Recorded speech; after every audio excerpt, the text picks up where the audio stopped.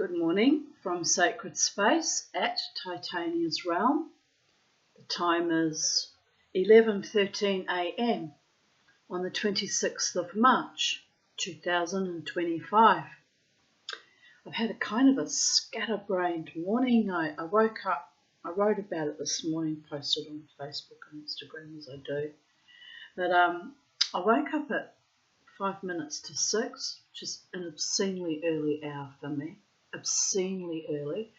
Synapsing, fully calibrated, ready to go. And I woke up literally from somnolence to full brain firing activity, obsessing over buying silversmithing supplies. What's that about? I haven't even barely opened my eyes on the world and I'm obsessing over stuff. So I just sat there and drifted and thought about the things I need and took note of it. And then I said to myself, Tanya, you're still tired. Go back to sleep. And I did. I slept until, I slept 3 more hours. So it was nearly 9 o'clock when I woke up. Anyway, I got up and I did order a couple of, things I need for silversmithing. And I need to buy a lot more, so I'm kind of anxious and worrying about money as I am constantly every day of my goddamn natural life. But anyway, I intended to go out, swap over the oxygen tank, which means I'll blow another $100, and it's a lot of money to me. But, if it doesn't get a leak like what happened when I accidentally melted the hoses, it can last a long time. So that's not a problem. But I'm hesitant. I'm sitting on it. I still have anxiety about that Smith Little torch because when it went wrong, it went very wrong and it cost me $1,000 to replace. So I'm upset about that still. It's still an ouch, and so I'm equivocating about this tank that I need so I can use the new Smith Little torch, which I need to learn to use and keep practicing on and get confidence in, because I still didn't gain confidence because I was just starting to get the hang of it when that crucible tongs flipped out of my hand and destroyed the original one I bought. So I'm trying to figure out why I'm holding back. What am I holding back from, people of Earth? Nothing ventured, nothing gained, am I right? I need to get on with it. I was all gung-ho this morning. I even wrote about feeling creative and thinking about silversmithing supplies, and I'm all ready to go. And then I fell into kind of a hole because I thought, well, I haven't sold anything, have I? So it's a waste of time and money and resources, and I need to hold on to what little bit of money I have in case of emergency. And I thought about it again. What good is money in an emergency if everyone's in an emergency and they've already stripped the shops like they keep doing? So on we go, round and round we go with my anxiety. It's driving me a bit batshit mad at the moment. But it's fueled by something. There's an undercurrent, and it's me wanting to achieve at long last, and fear of failure, fear of success that I have struggled with since the first strangulation, actually, in 1995. That really destroyed me. It was like a living death. Not dying left me with such immense trauma and damage that it's been like a living death. I haven't been able to succeed since. And it grinds my gears now that I'm old. I've decided it's time I gathered my resources in all aspects of my being and succeeded for once. Sad but true. So anyway, I deliberated, and then I looked out. I'm looking out now, and it's been raining. It's slightly windy, and it's a really morose, depressed looking day. Everything's grey, including the painted neighbourhood with my ugly, soulless neighbours. Well, they're not all ugly. Some of them. That one with the box trailer is, but no, that's not fair to say that they're all ugly, but they've painted our neighbourhood all ugly shades of grey, which I find abhorrent and ugly. And so when I'm feeling a bit down and depressed, it doesn't help that I have to look out at that putrescence. And then the skies are grey, but there's a bit of sunshine behind it, so it might perk up later. Anyway, so I was going to go down and swap over the oxygen tank, but then I talked myself out of it because it's now 11:18 a.m. and it'll be all lunchtime traffic, and Total Tools, where I buy the oxygen tank from, is in close to the city, and it's in a street that's very hard to get parking in. And I just thought, I'm not going to deal with that shit today. I'm not feeling confident and capable today. So I'm going to read to you Flying with Shamans instead. I'm going to avoid my goals of aspirations of success with my silversmithing project by reading stories like a child in a library out loud. I used to get kicked out of libraries in Wellington, New Zealand as a child for reading very exuberantly out loud stories with great passion and vivacity. They'd throw me out. It's draconian. How do you encourage children to read if you throw them out for actual reading with great enthusiasm and vigour? So now I do it at 60 on YouTube.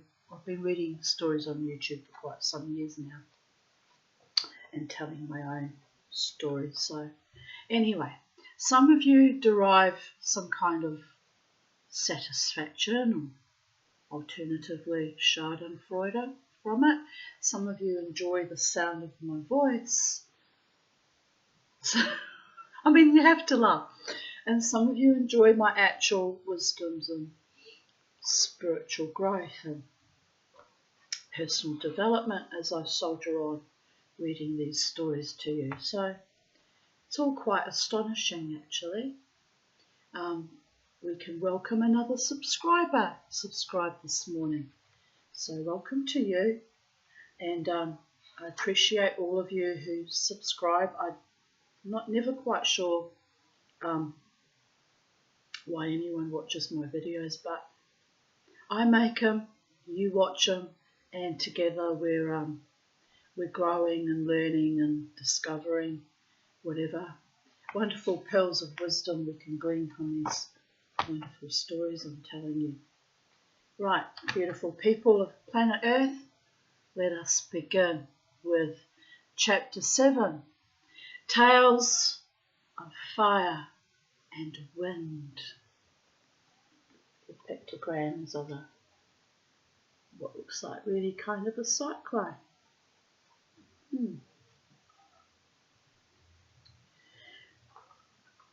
Winds of time, winds of past times, excuse me. Their invisible shine is drowning me, is penetrating me and bringing back what has long been gone. She comes inside of me and raises me, and I am going up through the flue.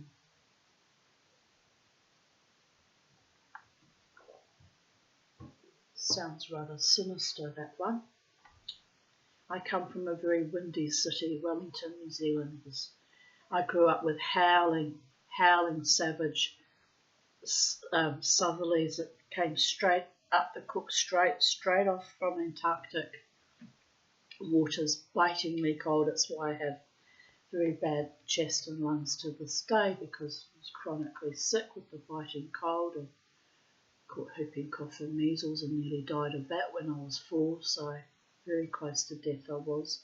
So that left me with residual weakness, and then the biting southerlies every winter would nearly fucking kill me too. So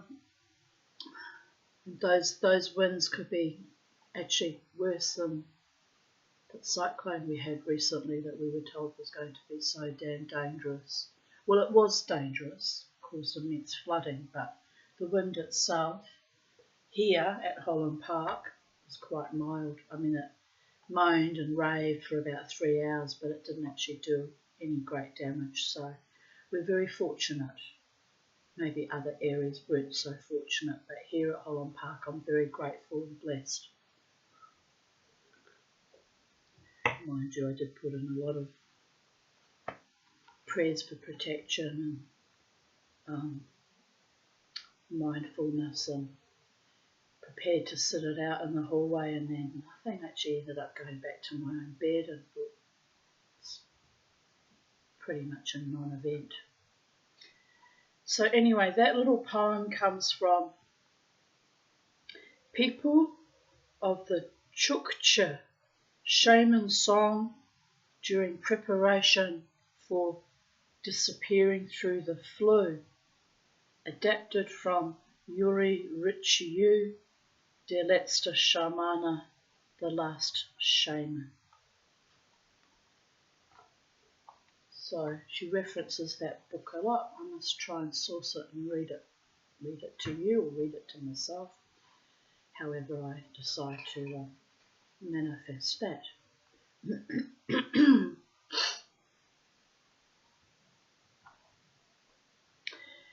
In the beginning there was the wind. With his turbulence he created the archetypes and the primordial world.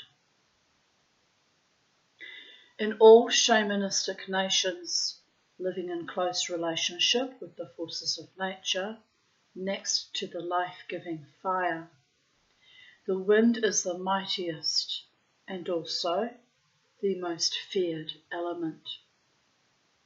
It is the wind that agitates the quiet sea, makes gentle snowfall turn into a smashing snowstorm, blows away roofs, which I was quite worried about with the cyclone Alfred. I was worried about the roof. And uproots trees with its whirling, dries out the land, kindles and blows out the fire.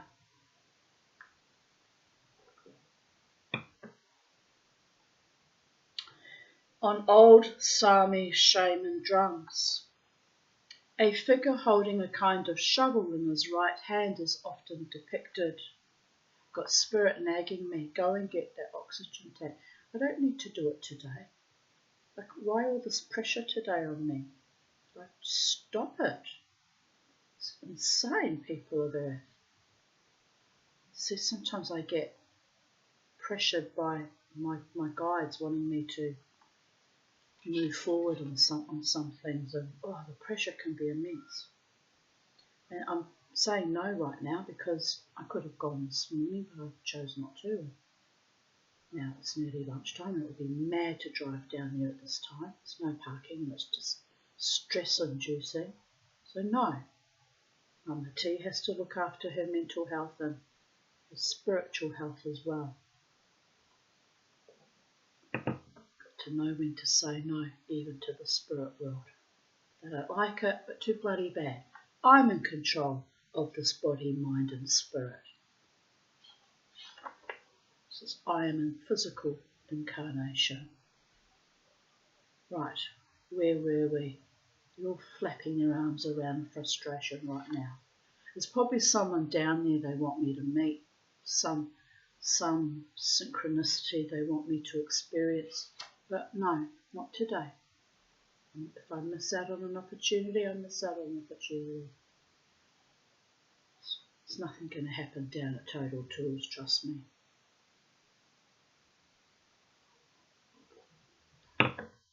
Anyway.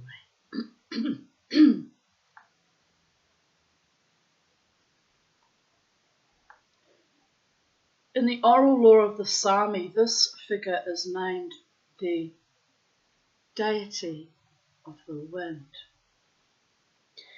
With the shovel he uproots storm and weather from the earth.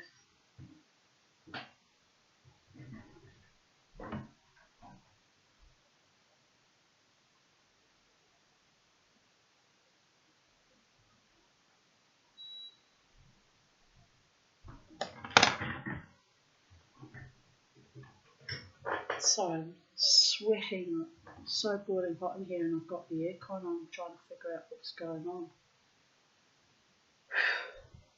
Sometimes it's energy that I'm affected by too. Right.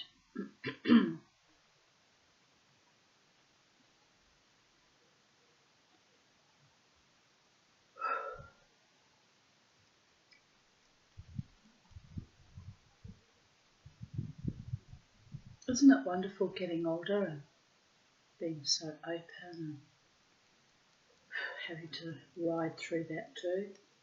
My goodness. At least I know what's happening now. When I was younger, I used to think I'd gone crazy. I used to suffer immensely and I was never crazy. This is the irony, the great irony of life.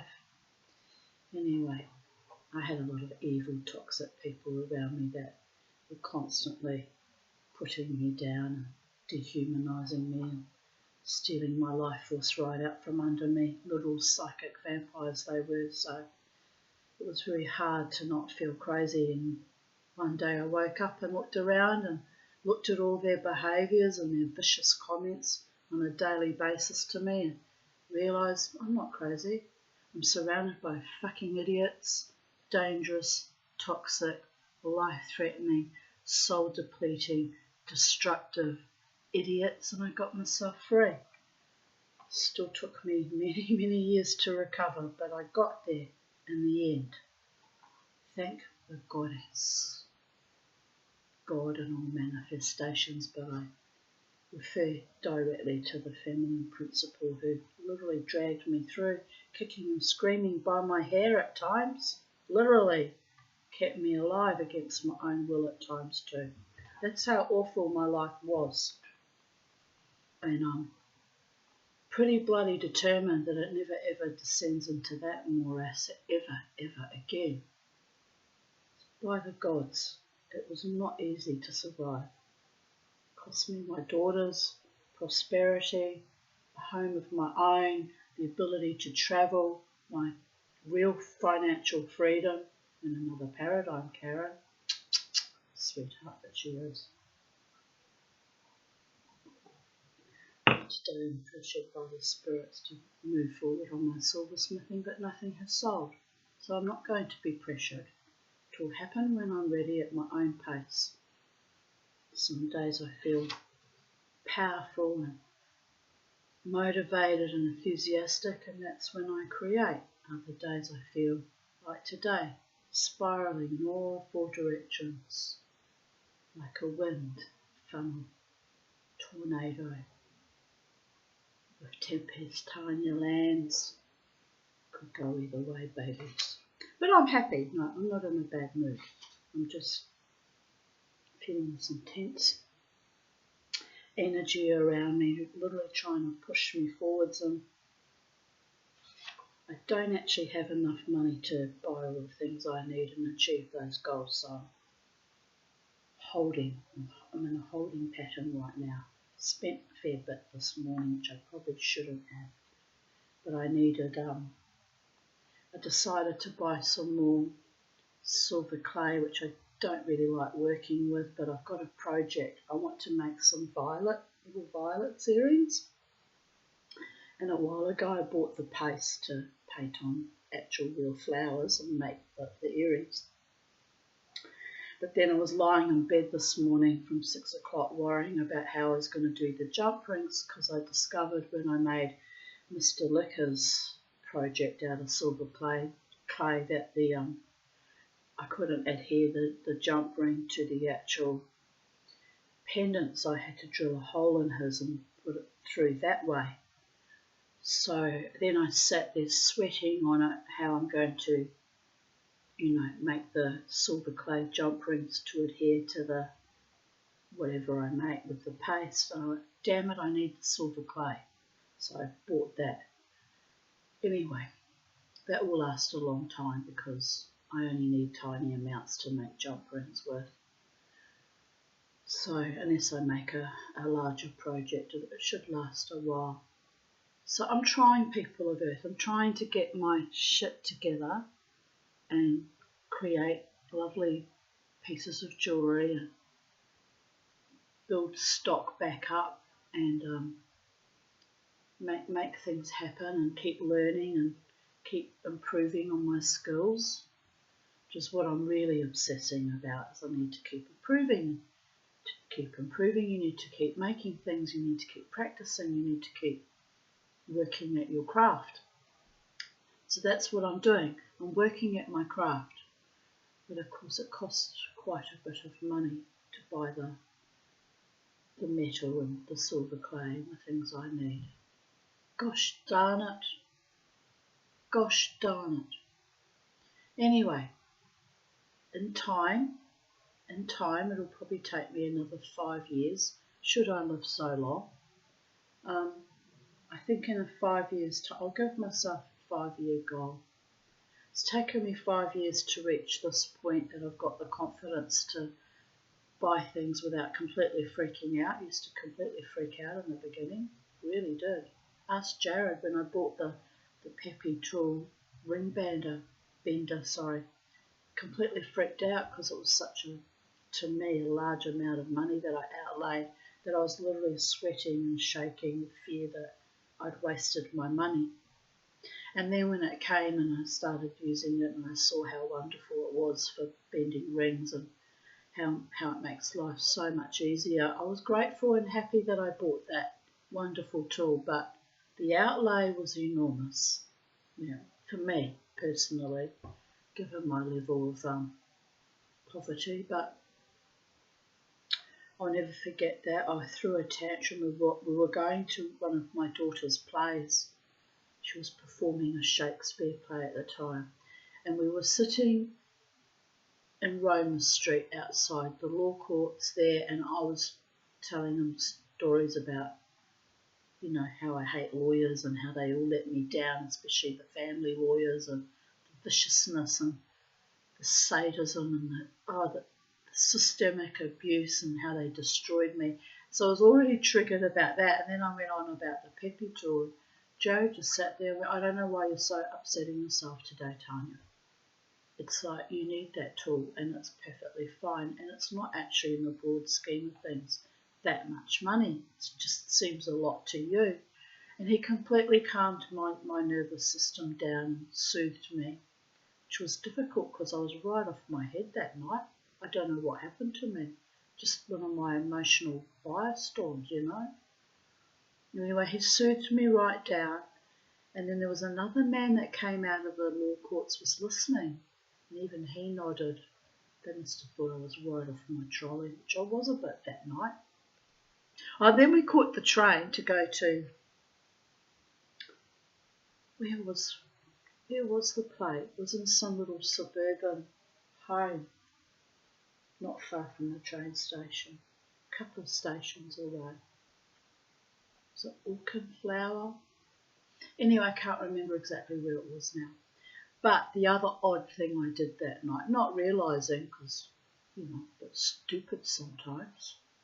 I'm not stupid, but I do weird things, like I'm not always aware of making mistakes or doing wrong things. So anyway, unbeknownst to me, I was leaning against some fucking button, pressing some intercom for the driver. I didn't even know. I was just standing up, but I was leaning on it, and suddenly we hear on the intercom this driver yelling at me, "Stop pressing on that button, what are you doing, you're interrupting my drive," and he's literally screaming at me, and I'm looking around, I don't know who he was talking to. I thought he was talking to someone else.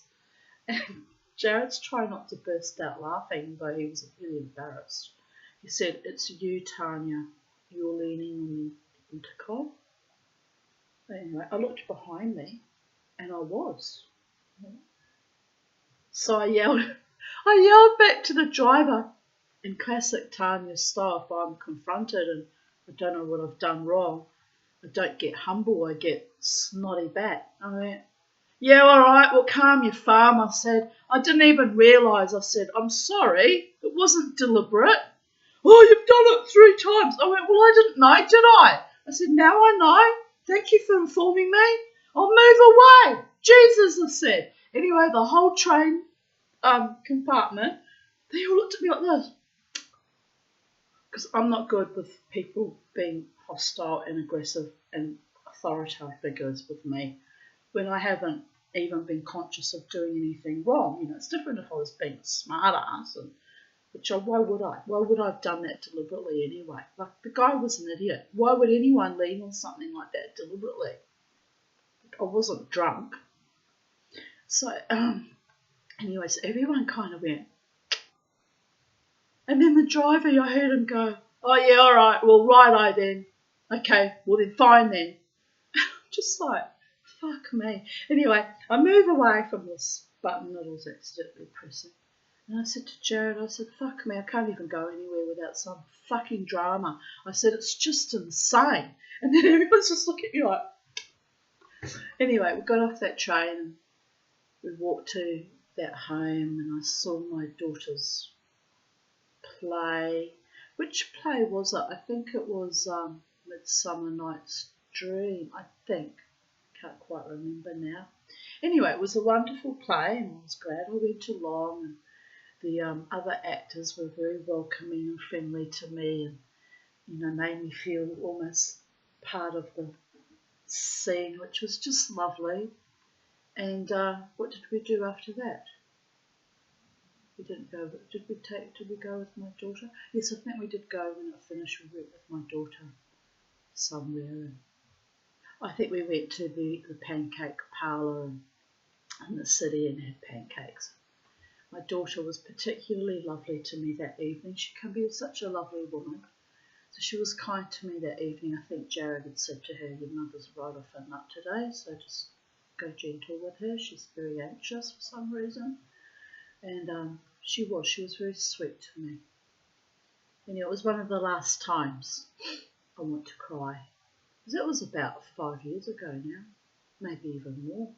We haven't spoken for over 18 months. So it must have been about 5 or 6 years ago.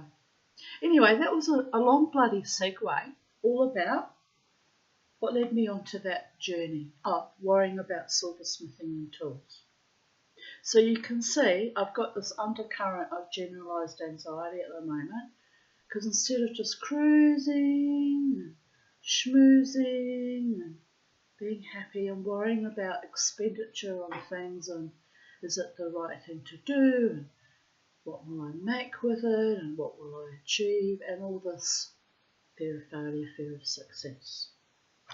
It's horseshit and I hate it, but that's how I exist in this world, people are there. Just have to push through it, keep pushing through it. Just keep pushing through it. Anyway, let us continue with the story.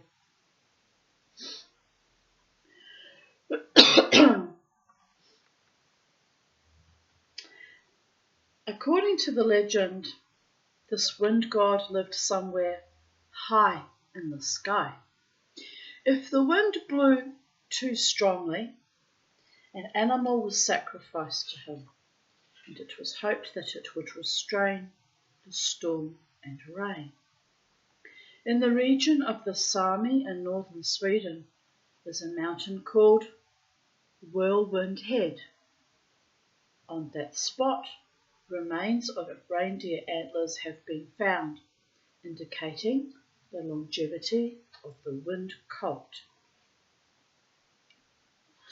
The wind is the carrier of all important information. Not only does it spread bacteria and plant seeds, it also carries the changes and fluctuations that in many shamanistic traditions are seen as perpetrators of diseases, plural. Some shamans of the Amazon call the cause of illness mal air, bad air. The Navajo in North America claim it is the wind of evil that has afflicted someone who has sinned against the rules of the community.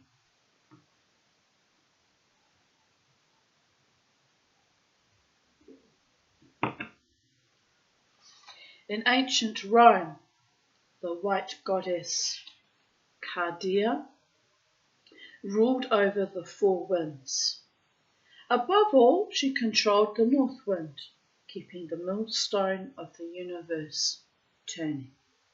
Her worshippers were fair women who were able to command the winds by whistling 3 times, and in doing so, changed the weather. My grandfather, Anton Petula, had that gift. He used to call the winds up on the sailing ships he worked on as a ship's carpenter when they got becalmed, and the sailors would beg him to whistle the wind, and he said, no, every time I do that, I lose some lifespan. And he said, it's risky for me and I don't like to do it.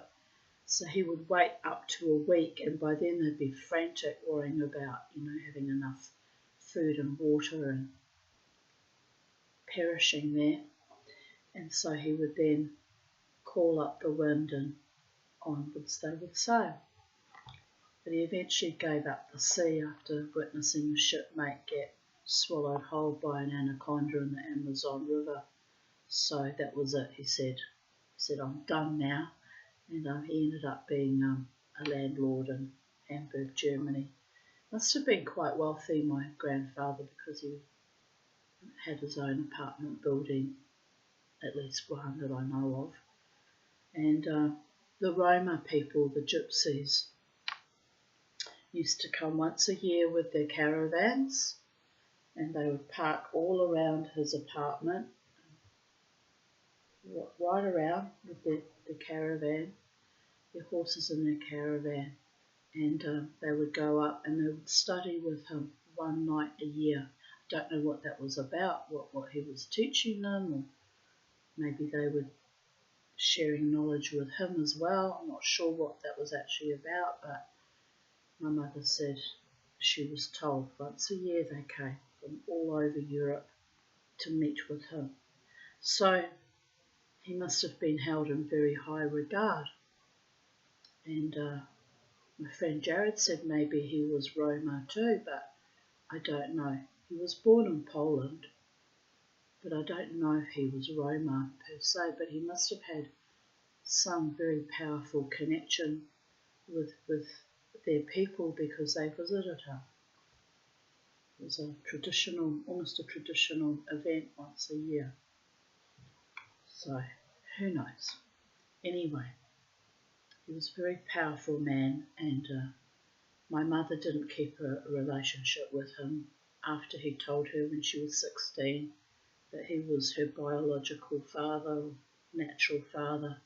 She threw him out of their apartment and never saw him again, which was kind of a foolish thing to do. I'd want to know more about my real father if someone told me they were my real father, but then I'm very loyal like that. I even kept loyalty to my monstrous mother and assisted her for the last 18 months of her life, but she was granny dumped by her con artist stepdaughters in a high care facility, and I shouldn't have done that for her. My mother was vicious to me for decades and decades, most of my life on and off. She had periods of time when she could be quite sweet too, but most of the time she was pretty bloody savage to me and my sister and our children. So I don't know why I did that. It just shows, I guess, my sense of duty and loyalty superseded any sense of this woman's fucking a monster and what am I doing? I even had my friend who was a forensic psych man say to me, what are you doing? She's been nothing but savage to you, and then you go crawling after her to assist her. I said, well, she's my mother. It's what you do. She's got no one else. Would I do it again? When the will came out after her death and the savage, vicious things she wrote about me into her will, which is not done, by the way, shouldn't even have been allowed, I realised she was nothing but a hateful, evil fucking monster. And I actually told friends I wished I'd strangled her with a fucking oxygen cord instead of going and wiping her mouth and helping nurse her and fight nursing staff to make sure she was kept on the morphine and pain-free, which was a promise I'd made to my mother 20 years prior, that whenever she got terminal, that I would make sure she was looked after properly and kept out of pain. And I did fulfill that mission. See, it's my shamanistic attributes coming out. I kept my word to my own mother, my own monster. Couldn't heal her because her time had come, but I made sure she was comfortable, which is all you can do in those circumstances. Give someone as easy a passage as they can possibly have. She didn't have an easy passage, actually. It took 3 weeks to die. No food, no water, lying there, bloated, as if she'd feasted on some huge feast. She used to joke with me, when she was younger and happier times, and we were still on kind of a friendly term. She'd say, "You're not, darling. I'm always fat." She says, "Every time I go on a diet, I get fatter." She said, "I don't know why that is." And I laughed. Said, "Oh, it's probably because your Viking background somewhere along the way, just conserve all your food resources and store it as fat to keep you going." And it was quite macabre, actually, when she died. I looked at her and looked at her corpse when I came, found her dead, because the bastards at that home, they were so malignant and ineffectual and awful. They didn't even meet me at the door to take me in there. They just rang me, said, "Your mother's dying." They were supposed to let me know in the morning. They gave me 10 minutes fucking notice, and it takes 20 minutes to drive to Wynnum. So when I got there, my mother had already been dead for 10 minutes. And no one was there, because I ran into her room, found her corpse lying there with a flower beside her head, which was such a shock. I actually went, because I was expecting to be sitting at her bedside and ushering her out of this world the same way she ushered me into this world. It's a mark of honour. She was an asshole, but it's a mark of honour, Be there for your bloodlines in need. Well, I refused to do it for my father when his time came. There was no way in hell I was even going to go to his funeral, but I did a lot for my mother, a lot, and she didn't deserve it, because she was really vicious to me, and my daughters suffered a lot too. It was awful, really awful. So she herself cast out her natural father without even having the innate curiosity to learn more about him. I mean, I'm sure there were a lot more stories about his magical practices and his magical side she could have learned if she'd bothered to form a relationship with him. She only had these few precious stories that she passed on to myself and my daughters, because that's all she had. She had kind of grown up with him on and off during her childhood, because her maniac of a mother, Eva Meyer, used to beat her every day, sometimes with cast iron belt buckles. She was a maniac, my grandmother, a veritable maniac, street angel, home devil. Would go and fight the fucking Nazis and throw wurst and bread to the prisoners in holding camps they went to before they got shipped off to concentration camps. She would throw food and scream down with Hitler and go home and beat the shit out of my mother. There's no logic to that, is there? How can you be a hero out in the public, in the streets, an anarchist and a revolutionary, fighting against the Nazis, and then go home and half kill your daughter?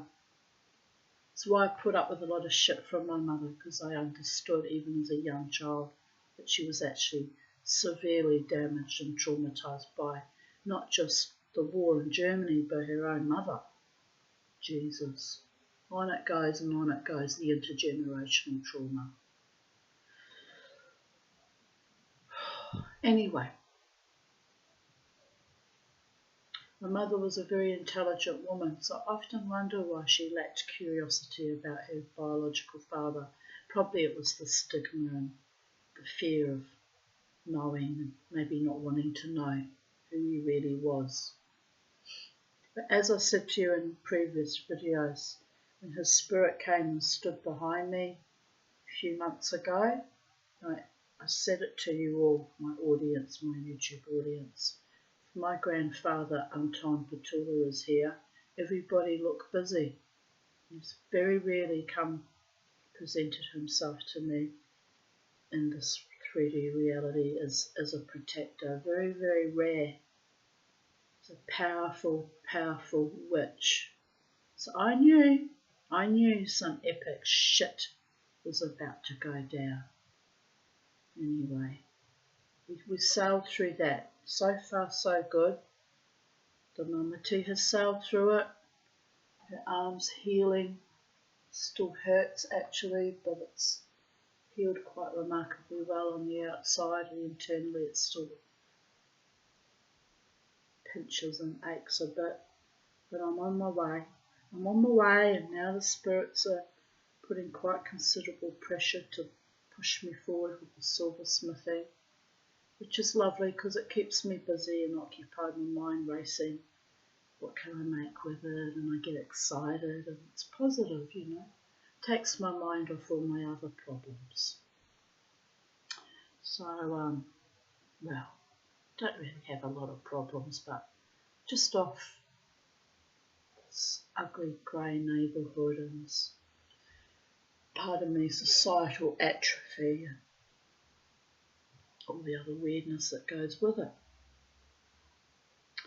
Right, the next story,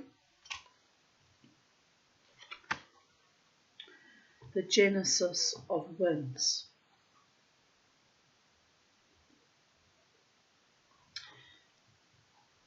In a village down at the Yukon River lived a man with his wife.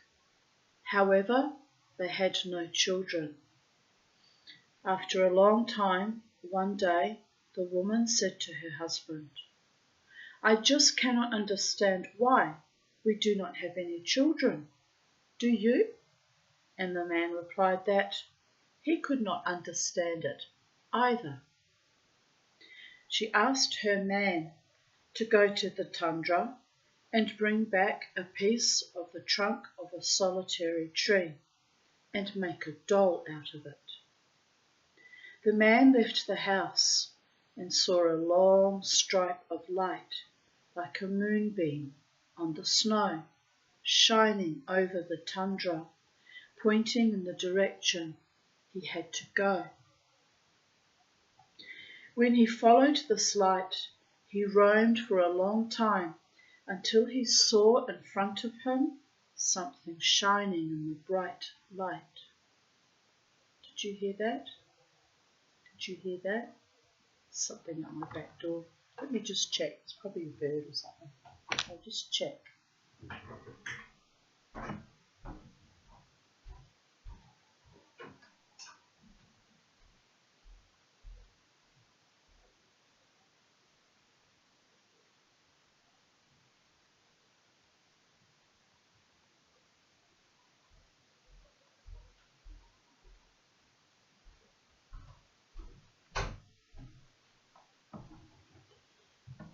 It was a Woolworths shopping bag had fallen off my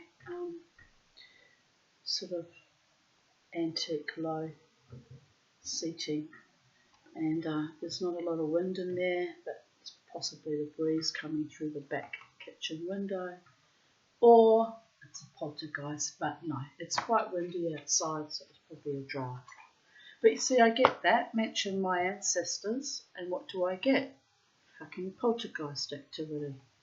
So this is how powerful they are. But anyway, I'm not worried. I just thought I'd check because I definitely heard that scraping as it fell.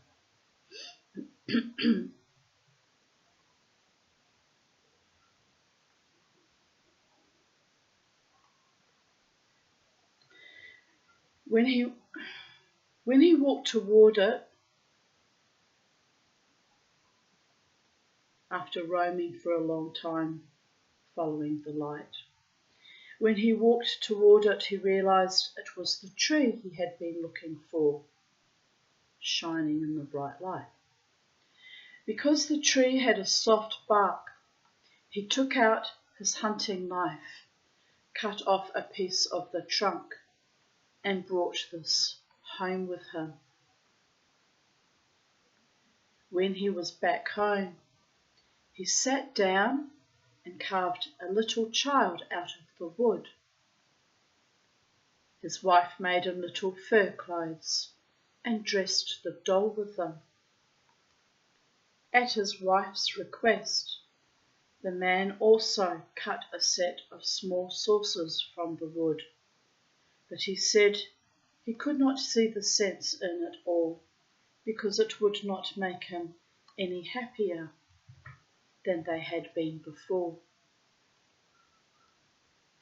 The woman replied that the doll would provide some diversion for them and would give them something to talk about, because actually they had nothing else to talk about other than themselves, which would get very boring after a while.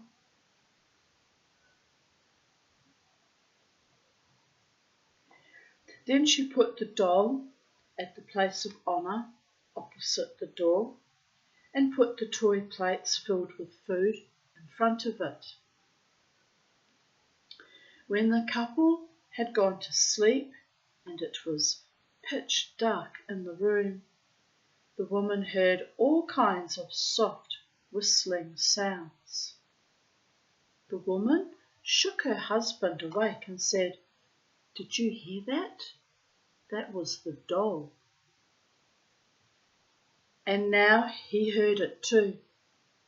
They got up at once, lit a candle, and saw that the doll had eaten the food and had drunk the water, and they also could see her eyes moving.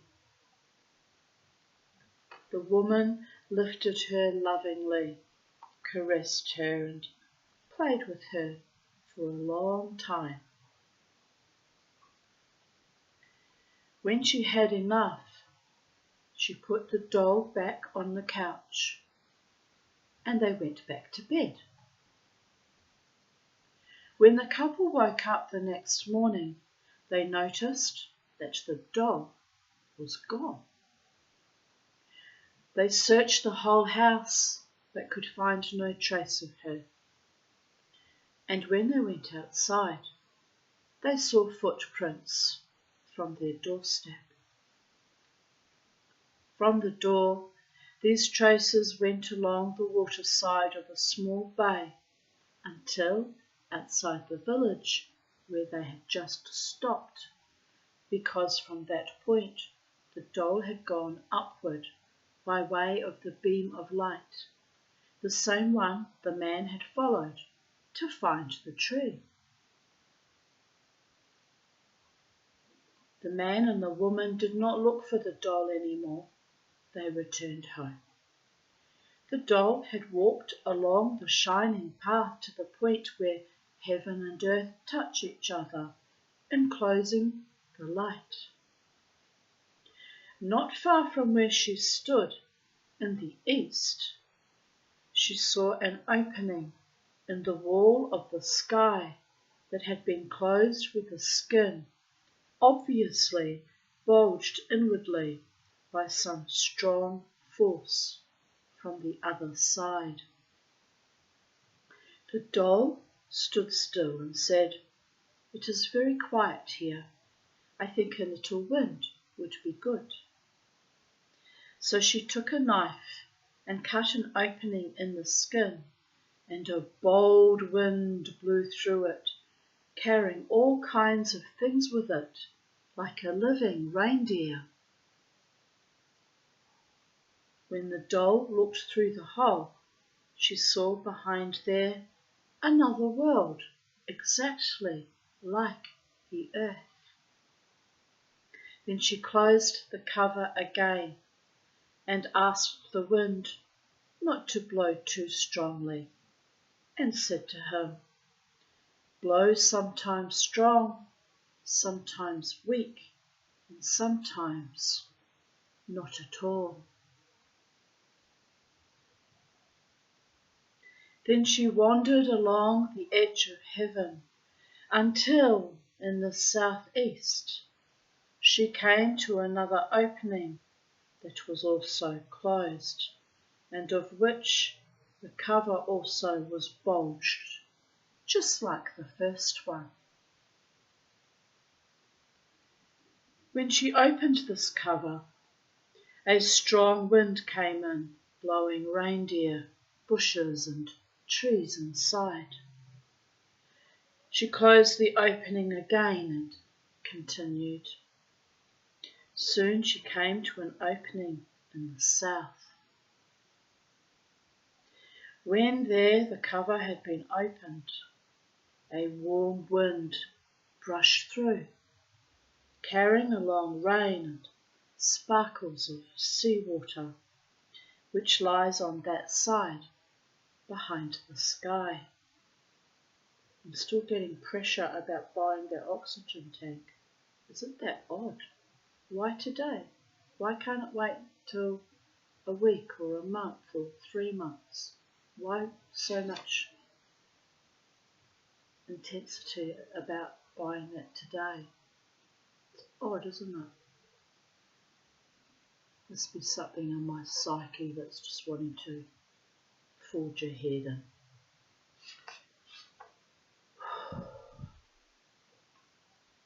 And why am I dragging the chain on it? Why? I just blew a fair bit of money on silver clay, like that. No qualms at all, but I have this fear about buying the oxygen tank. It's nonsensical, makes no logical sense at all.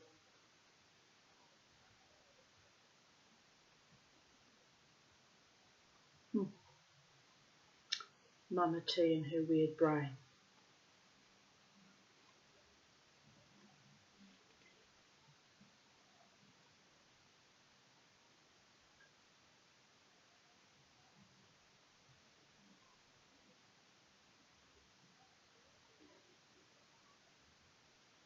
When she wandered along the edge of heaven until in the southeast she came to another opening that was also closed, and of which the cover also was bulged, just like the first one.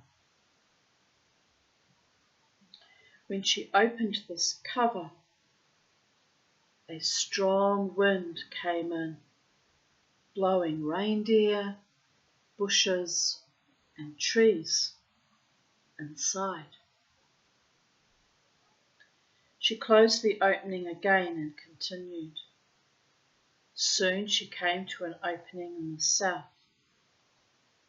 When there the cover had been opened, a warm wind brushed through, carrying along rain and sparkles of seawater, which lies on that side behind the sky. Got the urge to cry now. What the fuck? It's just going to be one of those days. I'll probably go back to bed when I finish the story, because when I'm this kind of whirling dervish, emotional kind of storm, there's only one thing to do. Sleep it off, babies. And like I say, I'm not actually unhappy, so it's some other spiritual vibration I'm picking up on. Odd, very odd.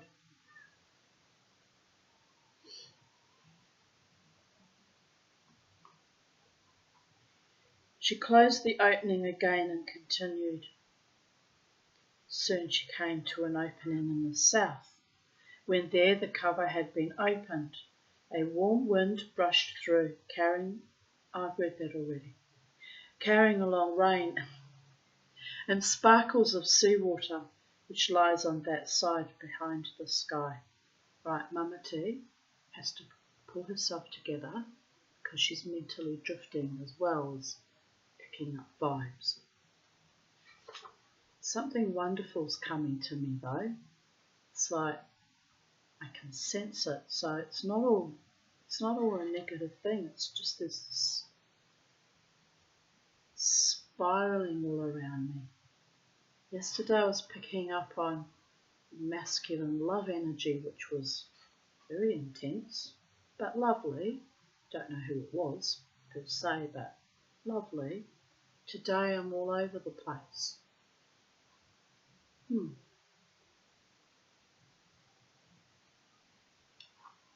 Well, the doll closed this opening and also charged this wind to do like the other and continued west. There again was an opening through which, when it had opened, the wind lashed out a forceful rainstorm and foam. This opening she also shut with the same instructions, and the doll went on to the northwest, where she found another opening. When the cover here had been opened, a cold blast of wind came in, dragging along snow and ice.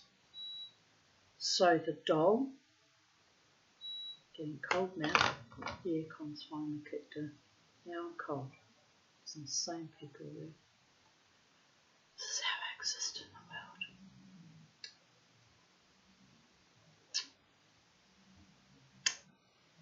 Council's mowing, which is a good thing.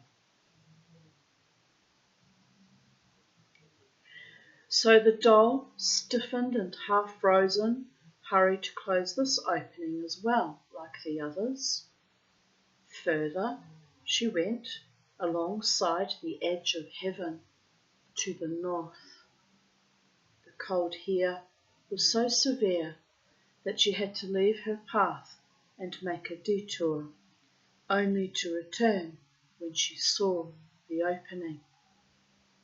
There the cold was so rigorous that she hesitated a moment, but finally also cut open this cover.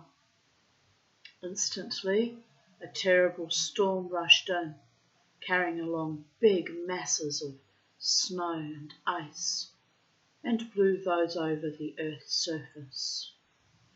Very quickly, the doll closed the hole again, and after she had admonished the wind, she wandered off toward the centre of the earth's surface. Having arrived there, she looked up, and the sky arched above her, supported by tall, slim pillars, lined up like the ribs of a wedge-shaped tent. But these were made of an alien, beautiful substance.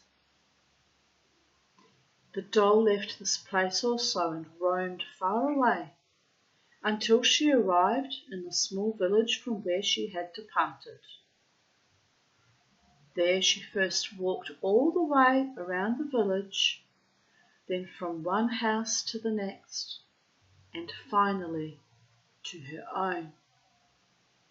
She did this so the people would become friends with her, and in case her parents died, the others would take care of her.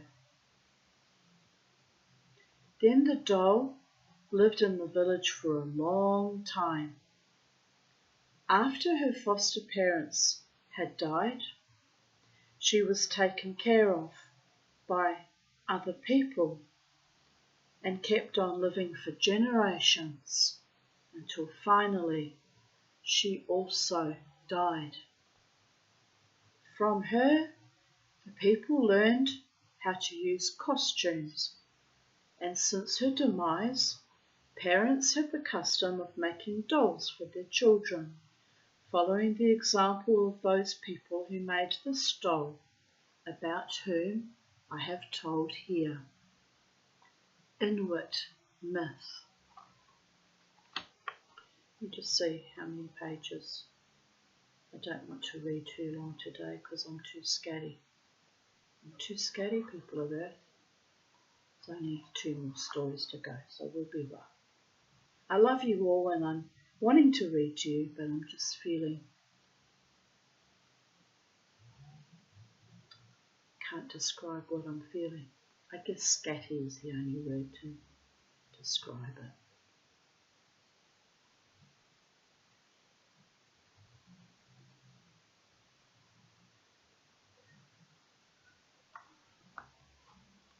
Push, push, push of my Mustang Quay spirit driving me forwards, wanting me to achieve things today. I have to go out and buy groceries, so when I go out to do that, I'll probably go and swap the oxygen tank as well, and then that's another job done, and then I can bloody well relax about it.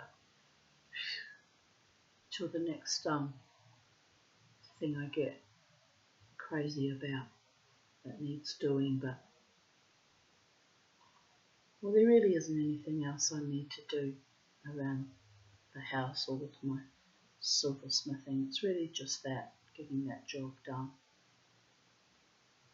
And the men in that shop were very kind to me last time. They were very polite and courteous and very accommodating.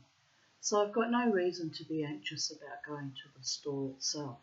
It's just the bloody parking situation grinds my gears. Anyway, all will be well. I'll just square my shoulders and soldier through as I do every day in every way. And it'll happen when it happens. The Lord of the Winds.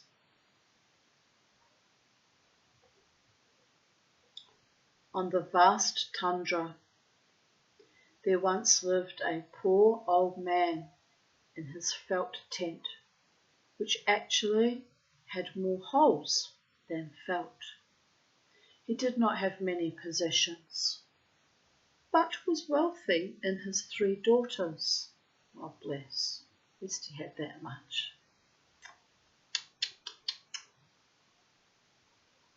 And the youngest was the most clever and beautiful of them.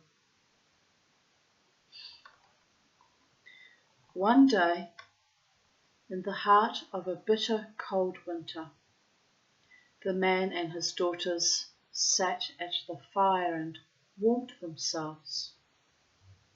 Then, in the tundra, a terrible snowstorm burst out and raged and roared for 3 days long. Nobody could go outside, so the man and the 3 daughters just sat there, freezing and starving in the miserable tent. Then the old man said, I believe the storm will never stop, because Kotura, the Lord of the Winds, has sent it.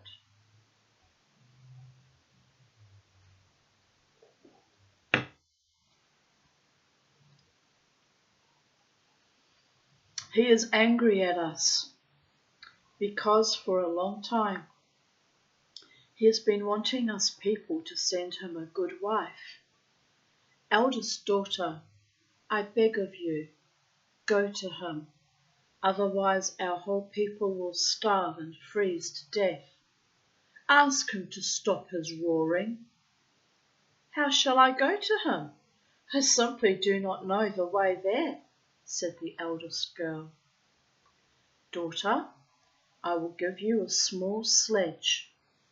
You have to push the sledge against the wind, and then it will lead you automatically toward the entrance of Kotura's felt tent.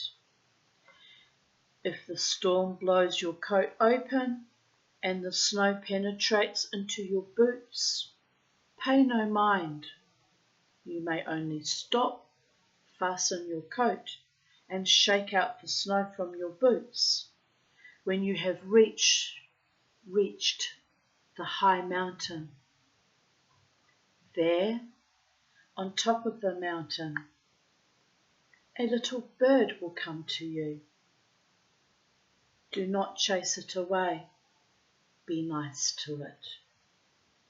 Then go sit on the sledge, glide off the mountain, and then you will automatically arrive at Kotura's tent. Enter, but do not touch a thing. Just wait for Kotura. When he comes, just do everything he tells you to do. Equipped with this good advice from her dad, the eldest daughter got ready to leave with the sledge on her way to the Lord of the Winds. But she was a mulish girl, and soon she forgot all of her father's wise advice. When the wind blew her coat loose, she immediately fastened it again. When there was snow in her boots, she instantly shook it out.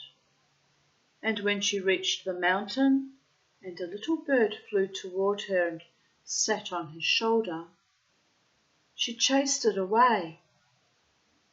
She slid off the mountain, and her sledge came to a halt just in front of the big felt tent. The eldest daughter went inside. There she saw a piece of roasted meat. She stoked up the fire, warmed herself, and ate a big part of the beef fat. Yuck, I hate eating fat. Ugh, yuck. But I guess in the Inuit culture, because it's so bloody cold, you need all the fat you can get. So, Mama T has to reserve judgment on that one. If I lived in the frozen wastelands, I'd be eating beef fat too. Probably with gusto, with great appetite, voraciously. I mean, you have to laugh. You have to adapt to survive in different climates, different cultures, different latitudes and longitudes on this spinning blue marble. I really wouldn't want to have to eat fat though, I don't like it. I won't eat shelf. I would not be a very good Inuit woman having to live off seal fat and fish and all those necessary requirements for their survival. No, they'd be putting me out on a floe of ice and sending me out to the next dimension. I'd be completely useless to their people. It's true. Suddenly, the fur hanging in front of the entrance was pulled aside by a young giant who entered the tent. It was Kotura. He looked at the girl and asked, "Where do you come from? What is your purpose here?" "My father sends me here." "What does he want?" "He wants you to take me as your wife." Pardon me. "Then cook the meat that I brought from the hunt." The girl cooked the meat, took it out of the kettle, and cut it. "One half we shall eat," said Kotura. "Lay the other half in a bowl and bring it to the neighbour's tent. An old woman lives there. Wait outside, give her the meat, and wait until she gives the bowl back to you." The girl took the bowl with the meat and went out into the snowstorm. The gale blew so forcefully into her face that she was not able to see anything.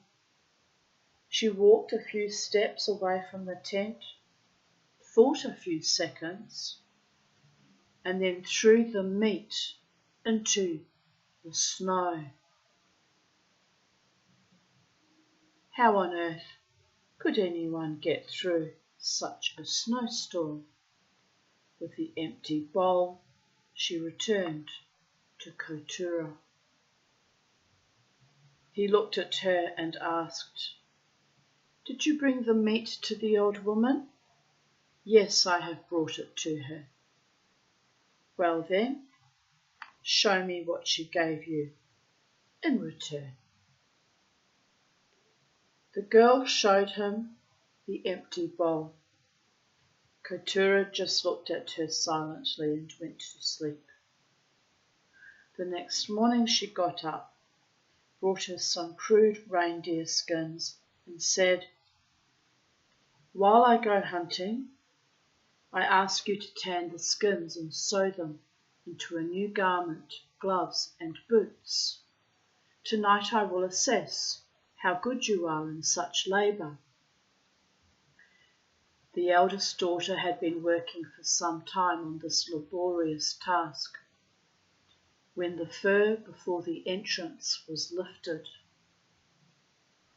An old woman with grey hair came in. "Sweet girl," she said, "a dust particle has flown into my eye. Would you help me to get it out?" "Can't you see I'm at work?" the girl replied. "Do not disturb me." The old woman turned around silently and left. The eldest girl sewed indolently at the clothing intended for Kotura, because she thought it impossible for anyone to ever get this job done. That night Kotura came and asked for his clothes. "Here they are," said the girl. Kotura assessed her work. The skins were badly tanned. The seams had been sewed untidily, and the garment did not fit. Then the Lord of the Winds was wrathful and threw the old man's eldest daughter out of his tent with one big swing of his arm. She fell into a snowdrift and froze immediately, and the snowstorm increased even more and screamed over the vast tundra. The old man in his drafty felt tent heard this. He told his daughters, "Kotura is angry. That is why the snowstorm is still blowing. My eldest daughter did not listen to me and has not done as I said. So you go now, my middle daughter, to Kotura. Otherwise, all our people will starve and freeze to death." He also impressed upon his middle daughter how she should behave. So the middle daughter, like her elder sister, pushed the sledge into the wind, but she also threw all her father's advice to the wind. She immediately refastened her coat when the wind pulled it loose. Even after a few steps, she shook the snow out of her boots, and on the mountain she chased the little bird away. With her it went the same as with the eldest daughter. She stoked up the fire, satisfied her hunger with the reindeer meat, and cooked a cauldron full of meat on Kotura's fire. And she too was sent with a bowl full of meat to the old woman in the neighbouring tent. The storm howled, the wind swirled, she could not see a thing. Then the middle daughter threw the meat into the snow, for she did not want to go further. Again, Kotura asked what she had received in return for the meat, saw the empty bowl, and went to sleep.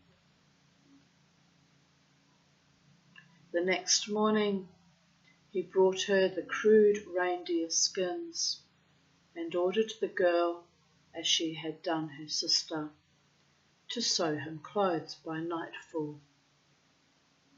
Kotura went on a hunt, and the girl set to work. Then, The fur before the entrance was lifted, and an old woman with grey hair came in. "Sweet girl," she said, "a dust particle has flown into my eye. Would you help me to get it out?" God, I look like my mother just there. Oh, God has helped me. Well, as crone-like and not always that attractive and vicious as she was, she managed to marry again at 73. I would say there's hope for me, but I wouldn't want to marry a fucking con man asshole like the man she married. I'm better off to just stay pretty and alone. That's not what I really want, you understand. So I wax and wane between the two paradigms, wishing and wanting a loving, sexual, mutually exclusive, loyal, faithful, devoted partner, or staying alone for the rest of my life until I eventually die. It's in the lap of the gods, isn't it, people of Earth? Anyway, meanwhile, had my hair done yesterday, my eyebrows and my eyelashes done. I feel okay. Spruced up okay, people of Earth. Just in case you understand. It's kind of absurdist. It amuses me no end. You have to laugh. Anyway, the middle daughter replies, "Can't you see that I am at work? Do not disturb me." The old woman turned around silently and left. I had, just going to segue here a little bit. When I started my silversmithing journey, as I mentioned earlier, I was so fearful of failure, and I was struggling to learn certain things that are very important if you want to be a silversmith. Like soldering was very difficult for me. It took me months and months to just gain basic mastery. I still haven't fully mastered it. There's times when I still melt things or I still fail. I'm still not perfect at it. And but the anxiety was immense. So I was brittle and crotchety and bad-tempered and easily set off, And I would literally say, "Please don't disturb me. I'm struggling at the moment." And some of my friends, kind of consciously or unconsciously, would sabotage me. This happens a lot when I try to get on my feet financially and succeed. I've seen it happen a lot, many times in my life. I wonder what that is actually about, because I have just as much right as any other human on this planet to succeed in whatever endeavours I throw myself into, with harm to none and competition with none. Self-teaching my silversmithing or my wild dance, I have every right to, have enjoyment and passion and learn things and meet wonderful people and grow and evolve and become. But what would happen was I won't name them, but if they watch their videos they'll be a bit cheesed off, but this is what actually was going on. I was quite conscious of it. They would ring me in the evenings and they'd be like, "What are you doing?" I'm like, I can't talk right now, I'm actually struggling right now to solder something." "Oh yeah," and then they'd keep talking.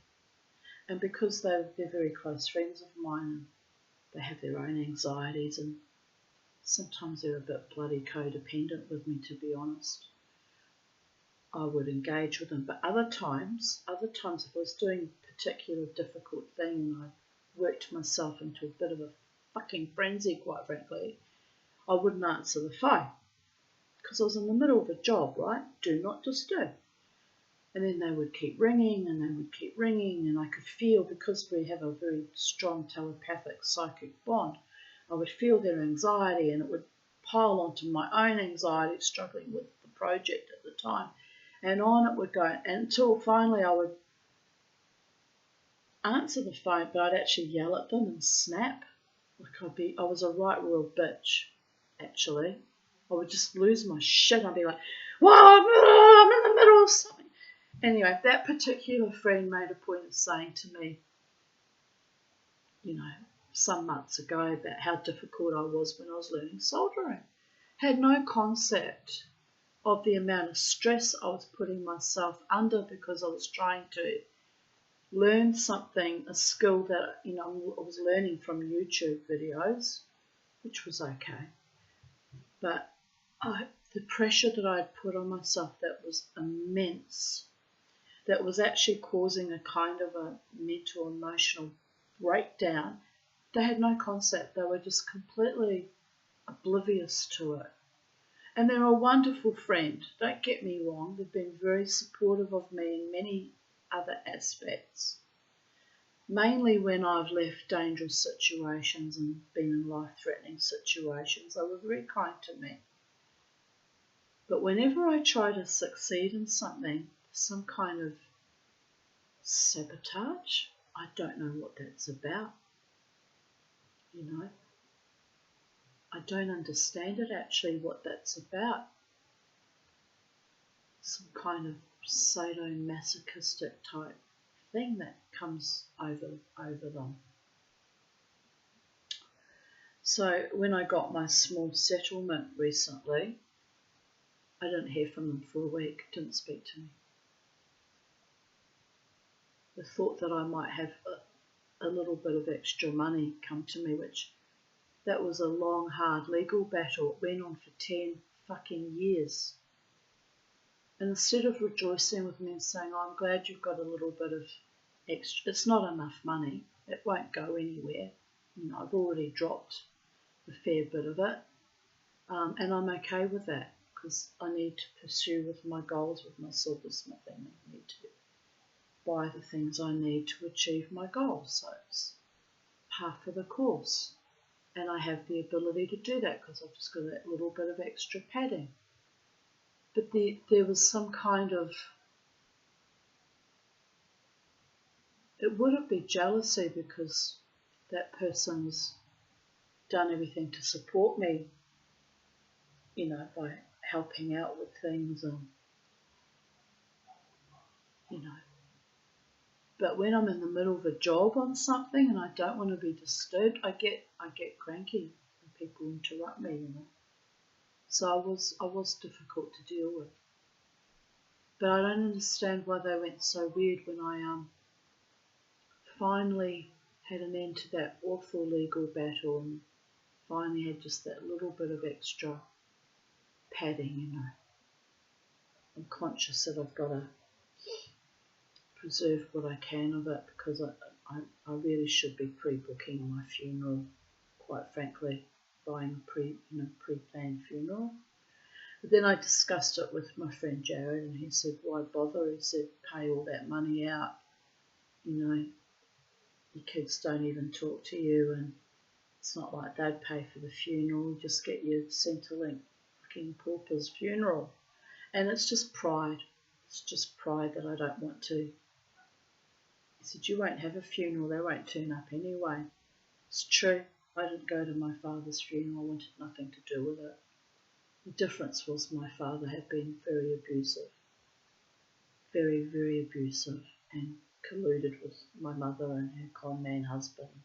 Vicious they were. So I had reasons to not want to go to his funeral.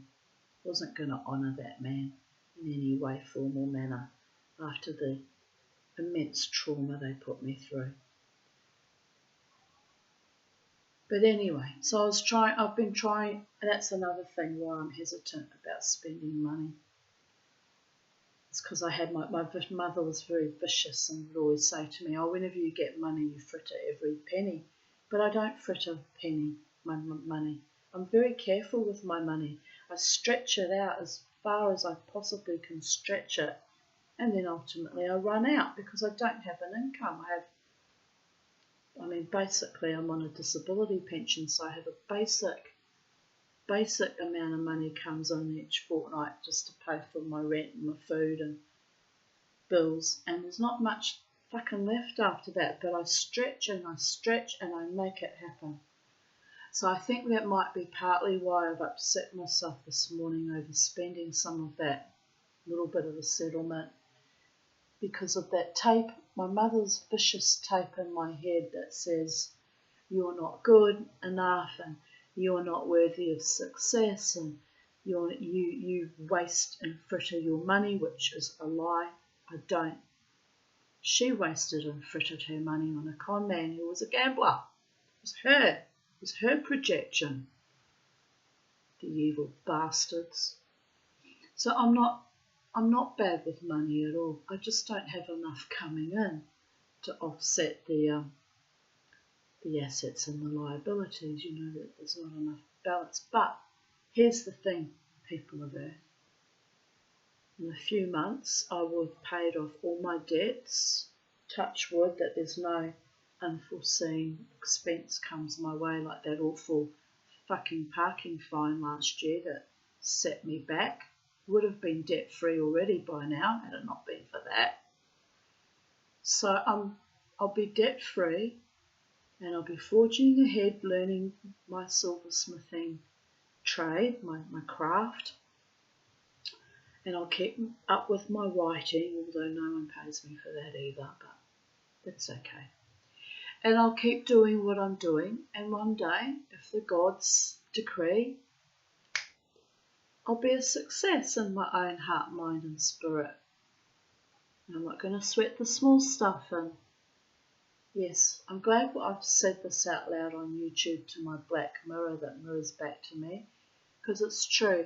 The anxiety this morning, the pressure to go out and buy equipment and silversmithing supplies, 6 o'clock this morning, me holding it back, that's where it's come from. It's that fear of frittering my money and being wasteful, and it's not wasteful because those things get put aside and they last a long time, you know. The casting grain doesn't last a long time because when I melt silver, I put it in to stop, you know, porosity. So that won't last long, but that wasn't expensive. So all will be well. Mama T will do what she needs to do to thrive on this planet, and I have to fight through the anxiety and the terrible fears that are old tapes that say you don't deserve to thrive, and I'll fight through any sabotage that comes my way too, because yeah, that wasn't cool. But it just reminded me how these girls in this instance are actually being quite selfish and cruel. Like the old lady's asking for a thing to be taken out of her eye. It wouldn't have taken them 5 minutes to go and rub her eye for her and get a face cloth and wash her eye, and it's that they didn't want to deal with the elderly and the frail and the marginalised. They want you to fucking suffer. Sadistic, it's evil, and it's perverted. But it's in this myth because that's how the young can be at times. My own daughter's turning their back on me when I was very, very ill. Well, not my youngest, she already turned her back on me 15 years ago, but the last one, turning her back on me, September 2023, when I actually firmly believed I was dying from my bladder. I was convinced of it. Even my urologist said, "You've got time, Tanya. You're going to be okay." Well, I can't say I'm exactly okay because, you know, I was up 3 times last night and it's settled back down again, but I have these events that happened a couple of weeks ago where my bladder throws a Mickey bloody fucking fin, and I was up 8 times a night. I was very ill and I was struggling, but I'm not going to die of it per se. I'm not dying. Not this week anyway. I don't think so. But at that point in time, I really firmly believed I was fucked, people of Earth. Right, really fucked. And my daughters abandoned me because they don't want to deal with an old, frail, ill woman. It's too much of a burden to them. They're too fucking selfish. So I've lived without both of them now. 1.5 years, and I've coped. And it's been frightening at times, chillingly frightening. But I've had a lot of support from friends and acquaintances and kind people out in the world. So life goes on. We continue with the story. But I kind of, could see both sides of that argument. When you're fighting through a job that's stressful and difficult, you don't exactly know what you're doing, and you're trying to learn on your feet and push your way through. And the last thing you want is to be disturbed. But, it doesn't hurt to be kind, and which I used to do with my friend. She was driving me crazy at that time, being very demanding, almost like she could pick up on my self-imposed pressure and distress and trying to learn, and would demand attention, and I would give it to her. So that's what you do when you're friends. But I noticed recently, in recent months, the withdrawing when I seem to be successful. And there's a long pattern of that in my life with various friends I've had. The moment that I looked like I was getting up on my feet and successful, they would literally outright fucking reject me. It was quite astonishing. Came really evident when I got the last bit of money out of that I'd had to fight 2.5 years for, mind you, my small inheritance. Or did they get jealous and throw wobblies? And I'm like, what? You're meant to be my friends in the good times as well as the bad. Do you only want to be my friends when I'm a victim and I'm struggling, and you can look down on me and be condescending and feel good about yourself and superior?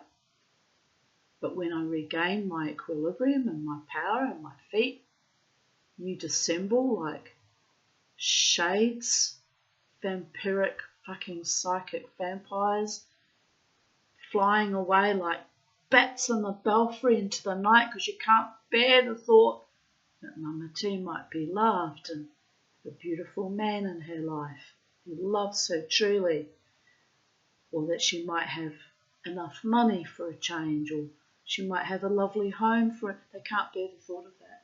They go to pieces. They do. I've seen it many times. So it makes me wonder about the nature of my spirit, that I have these people in my life whom I love dearly, and on some levels they love me dearly too. But then there's this toxic undercurrent of them not wanting me to actually ever be free of them, because being free of them would mean I have a loving partner, have a home of my own, I have more than enough money, and I have better health.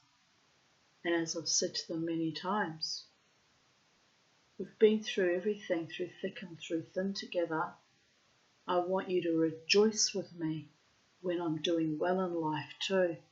Stand with me in the good times as well as the fucking awful, life-threatening, dreadful times I lived through as well.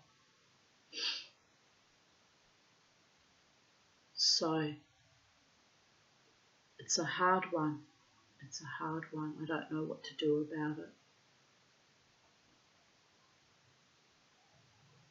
They all kind of went to pieces when Beauregard died, or so did I. They kind of all headed for the hills when Beauregard died, and that's when I realised it's time to get the fuck out of this place and detach from people. But I didn't. I'm still here, still fighting for my beloved friends, because I remember the really bad times. The worse than Beauregard's death, which was fucking awful, when they were there for me. But those were, 30 years ago and 25 years ago and 10 years ago with the suicide attempt. And now I wonder who's really there for me through thick and through thin now. Now it's maybe time to just detach and let it all go. Just thinking out loud, YouTube audience.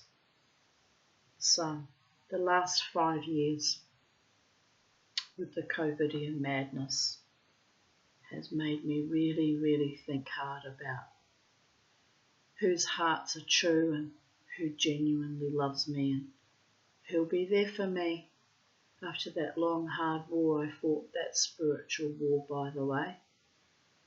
Who'll be there for me if and when I overcome my fear of failure and fear of success and beat back my anxiety and achieve things in life. Who'll be proud and happy to stand beside me and say, that's my friend Tanya, and she's finally made it, and I'm so proud and happy for her, and proud to stand by her, hold her hand and say, I'm with her till the end. People of Earth. Right.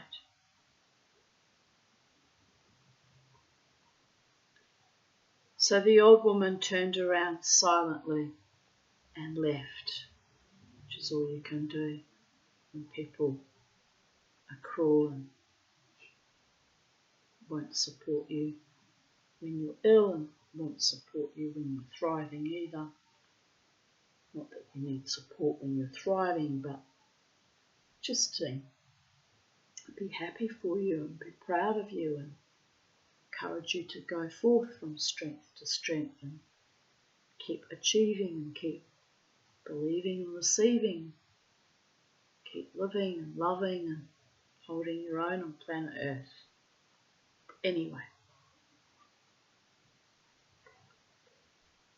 when Kotura came home from the hunt that night and saw the badly tanned and sewn clothes, don't ever ask me to sew anything. I do have a lovely little sewing machine. One of my beautiful friends bought me, but I'm not very good at sewing. Still haven't gained mastery in that. But I can do like basic straight seams and basic little repair jobs now, but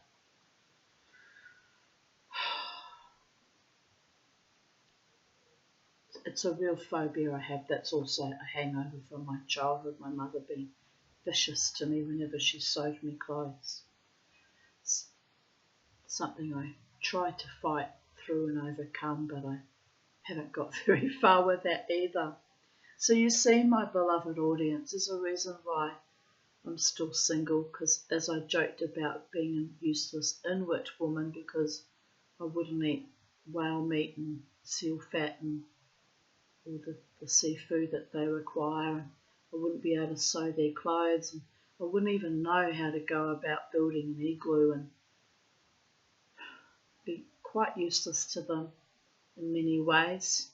I'm quite useless here in Brisbane, Australia too. Been quite useless. I'm a useless eater. I'll be the first on the hit list when the fascists get going. Oh wait, they already tried that, and I fought them every inch of the way.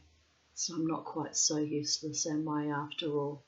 I spoke up for my fellow humans here in Brisbane, Australia. I spoke up against that monster Palaszczuk, or her henchmen and women, Stephen Miles, and that disgusting chief medical officer. What was his name?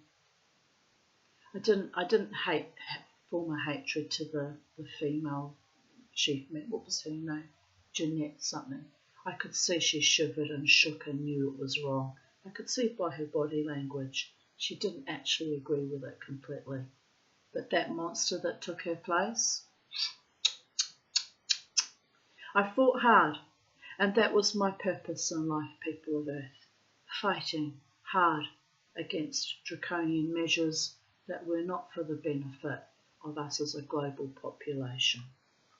So, they can throw me on the equivalent of an ice floe and leave me for dead, as the neighbourhood were quite prepared to do with that box trailer and pre-cyclone, but it won't fucking wash, 'cause I'll fight you on the beaches.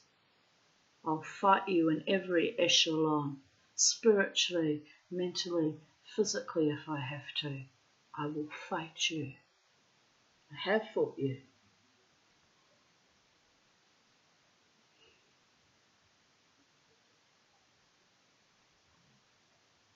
And I'm not the least bit sorry, because it was the right thing to do. Just like when I went to help my evil fucking mother with Alzheimer's in the high care facility. Because it was the right thing to do. Sometimes you've got to eat shit and do the right thing, even though it wounds you every fucking day of those 18 months. I did the right thing, and I lie straight in bed because I'm a good woman who fights for natural justice. End of rant. I've been feeling very emotional this morning, and now we know why. I've been brewing this, the truth speaking and the truth telling. But I love you all, my fellow humans.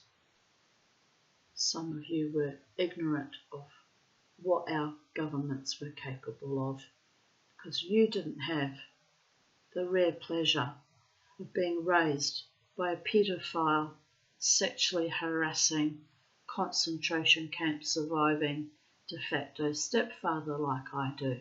So you didn't know that the Dutch government sold him into slavery to the Nazis in World War II as a slave labourer, and so I learnt from childhood on what governments are capable of doing to their own citizens in their own borders. Supposed to keep us all safe, am I right?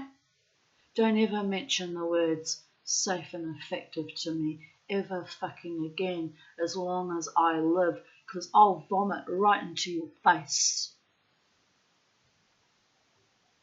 Genociders is what they were.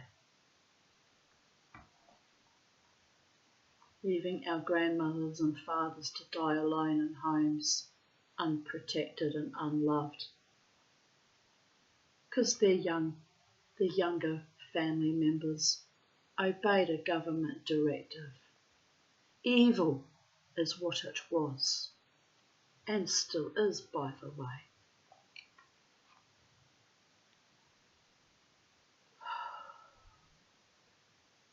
So yes, every day I draw breath, whether I say something or I say nothing, in my heart, mind, body and spirit, I'm still fighting you. It's a thin veneer, comes out from time to time.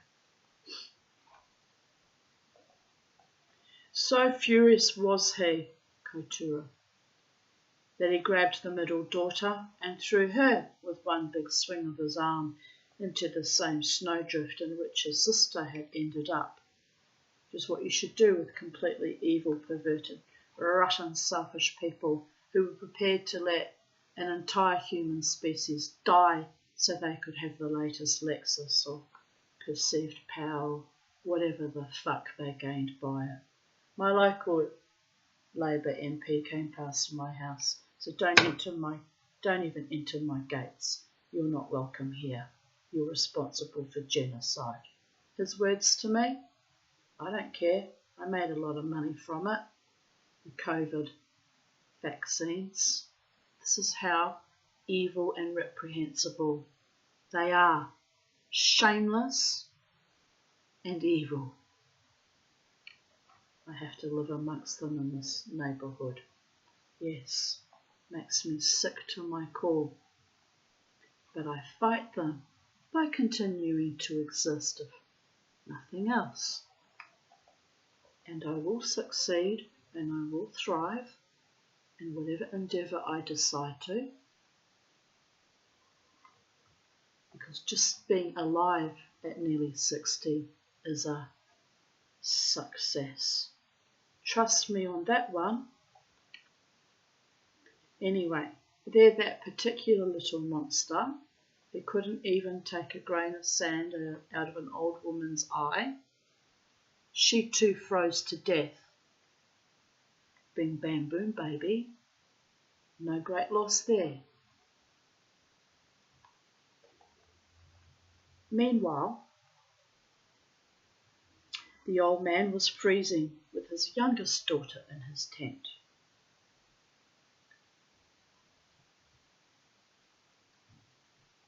Who was that? Driving like bloody maniacs here in the neighbourhood. The storm threatened to tear the felt tent full of holes apart. Impatiently they waited for better weather, but the snowstorm did not subside. My daughters did not listen to me, the old man moaned. They only worsened the matter because Keturah is even more angry. You are my last daughter, but I have no choice but to ask you as well to go to Keturah and quiet him down. If I do not do this, our people will starve and freeze to death. He also impressed upon his last daughter how she should behave. The gale roared and raged so terribly that the girl could hardly hold herself up against it when she pushed the sledge against the wind. That many times in my childhood, walking to school and howling southerlies, bent way forwards at a 45-degree angle, fighting through the fierce wind. But she kept every word her father told her in mind and did exactly as he said.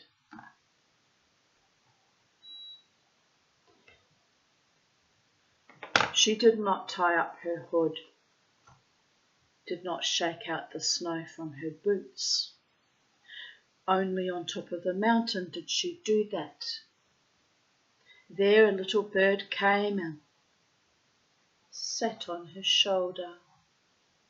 The youngest daughter caressed the birdie's feathers. The bird flew away, and the girl slid off the mountain straight towards Keturah's tent. She entered the tent and waited patiently. Then the fur in front of the entrance slid open, and a young giant came in. He looked at the girl, smiled and asked, "Where do you come from? What is your purpose here?" "My father sends me here. He implores you to stop the snowstorm, otherwise my people will die on the spot." "Then stoke up the fire and cook this meat. I am hungry, and looking at you, I can see you too have not eaten for a long time."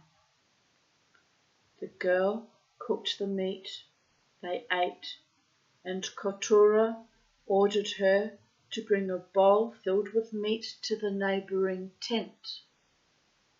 Outside, the snowstorm still raged, and she couldn't see even 3 feet in front of her.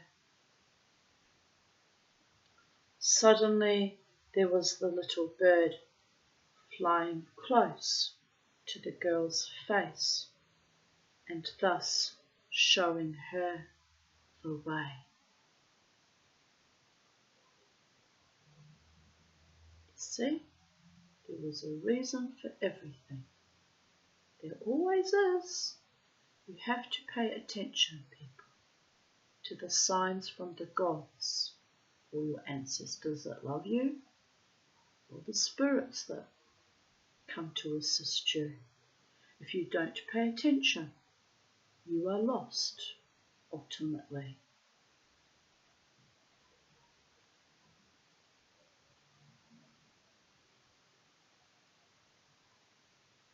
For a long time, she followed the birdie until she bumped into an earthen hill.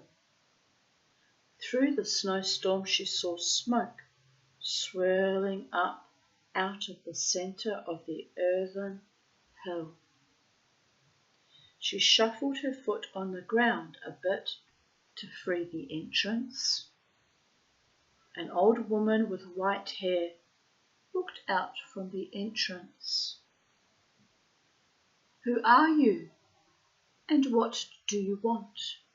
asked the old one. "Little Grammy, I bring you meat from Kotura."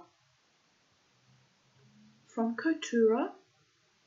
All right, wait here." After a while, the old woman returned and gave the girl the bowl back. There was something in the bowl. The girl went back. "Did you find the tent?" Kotura asked. "Yes," answered the girl. "And did you give the meat also?" "Yes," answered the girl. Kotura took the bowl and looked inside. There lay the finest tool to work up skins and sew that anyone had ever seen. Kotura laughed, handed the tool over to the girl and said, "This will be very convenient for you."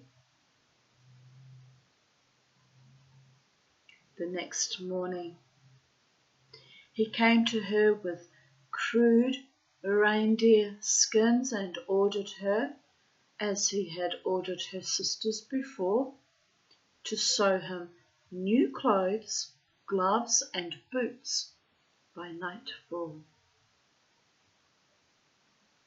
It's a powerful reminder that I should have listened to the spirits this morning, gone and swapped that oxygen tank.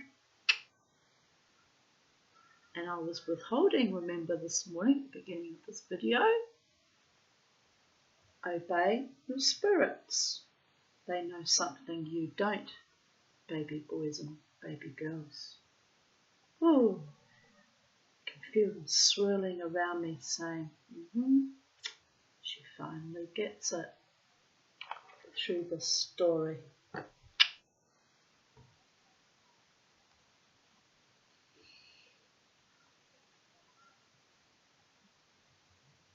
As he was leaving and hanging the fur over the entrance, he turned around and said to the girl, "If you do your work well, you will become my wife." The youngest daughter of the old man went to work diligently. The tool made her labour much easier. Having the right tools really does make life much easier. Really does. But how much can anyone, even with the best tools, get ready in just one day? At first, the girl did not even think about this. She just worked at the skins. Then the fur before the entrance was lifted and a grey-haired woman entered the tent. "Sweet girl," she said, "a dust particle has flown into my eye. Would you help me get it out?" The girl laid down her work and helped the old one. "Thanks," she said. "Now it does not hurt any more. But look also into my right ear." The girl looked into the old woman's ear and was startled. "There is a girl inside your ear," she exclaimed.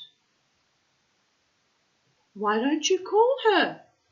She will help you sew the clothes for Kotura." So the youngest daughter called the girl. And not just one, but 4 girls jumped instantly out of the old woman's ear.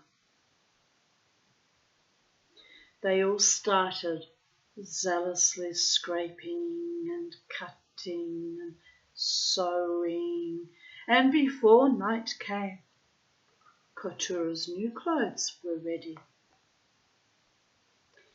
Then the 4 girls jumped back into the old woman's ear. When Kotura returned home from the hunt, he asked the girl, "Did you do everything I instructed you to do?" "Yes." "Then hand it over to me so I can see if it fits." With a smile, Kotura touched the soft, supple skins. Everything had been sewn finely and tight. Everything fit and looked nice. Then he said to the girl, "I am very pleased with you. My mother and my 4 sisters like you too. You are a brave and gentle girl. In order to save your people, you have defied the most horrific snowstorm. Stay with me in my tent. Become my wife." And after he had said this, the terrible storm stopped at once. The people came out of their homes again, and they were not cold and hungry anymore. From the people of the Nentsas, northwestern Russia. The Nentsas belong to the linguistic area of the Samoyedis. Pardon me. They lived scattered across the tundra between the Mason and Yenisei rivers. Until recently, their culture was centered around shamanism. They have several categories of shamans who perform different rituals,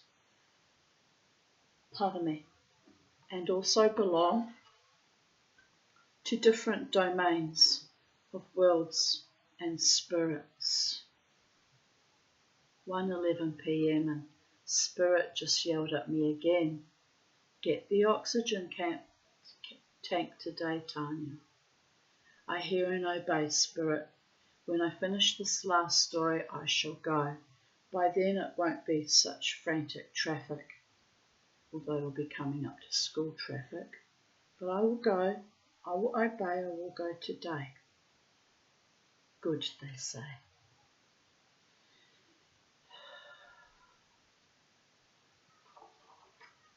The raven and his sons-in-law, the winds.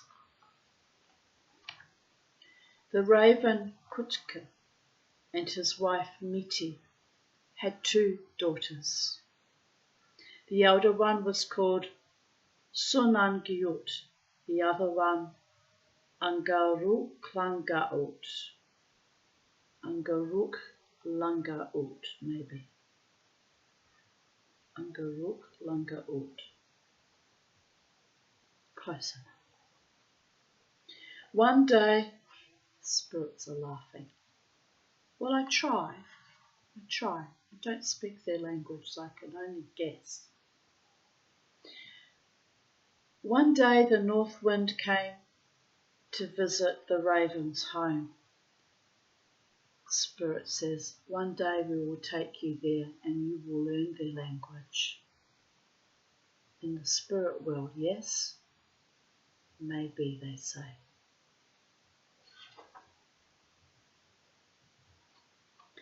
One day the north wind came to visit the raven's home and asked for the eldest raven daughter's hand in marriage. Kutka agreed, and so did his daughter Sunangiut. When the north wind was married to Sunangiut, the weather became clear and cold. So cold was it that when people went outside, blood oozed from under their nails. This greatly aggravated Kutka. At that same time the south wind came to visit and asked to marry the youngest raven daughter. Kutka agreed, as did the daughter Angaruk Langaut. When they were married, the weather became milder. It started to rain, and it became moist and warm. Kutka was very pleased with this weather condition.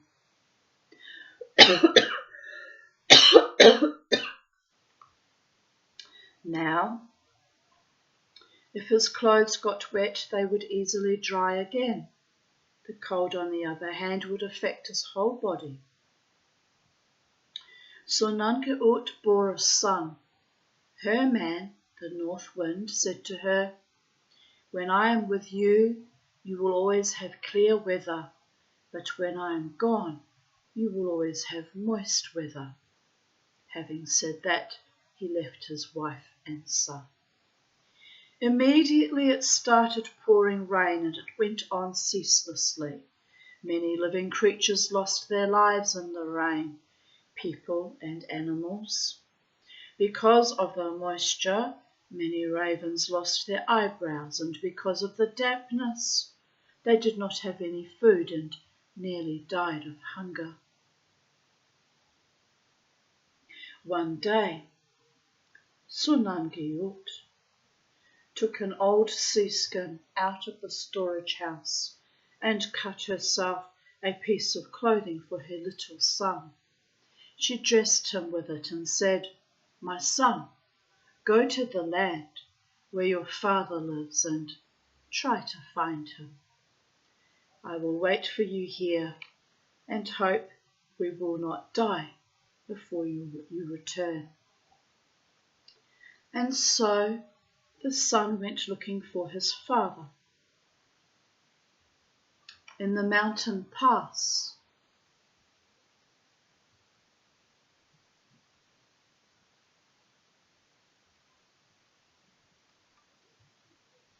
very close to his father's house, he collapsed with exhaustion.